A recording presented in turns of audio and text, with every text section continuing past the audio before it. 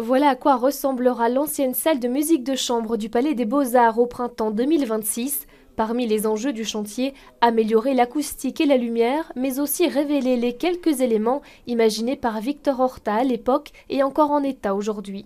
Et ce peu d'éléments, vous le voyez ici derrière moi, ce sont les colonnes et les poutres au plafond, en béton.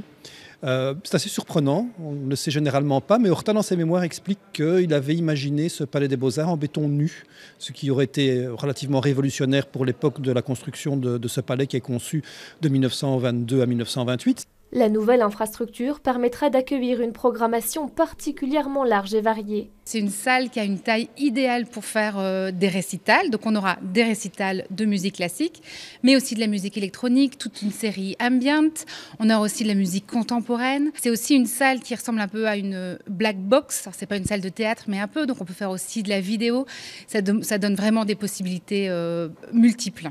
Autre chantier, la création d'une nouvelle salle de répétition pour l'Orchestre national de Belgique. Nous présenterons quelques expériences un peu atypiques, des concerts où le public est à 360 autour des musiciens-musiciennes, des grands répétitions participatives et des choses comme ça. À l'origine, il s'agit d'une ancienne salle de cinéma construite en 1956. Puis au fil du temps, cette salle de cinéma a été abandonnée, elle est devenue un lieu d'exposition et puis la salle de répétition de l'Orchestre de la Monnaie.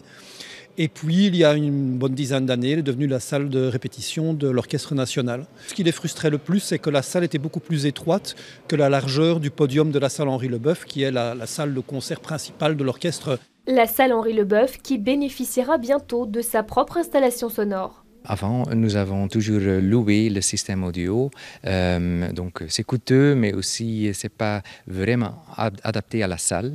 Un tout nouveau système qui devrait rendre l'expérience encore plus inoubliable, dont vous pourrez profiter à partir de la saison prochaine.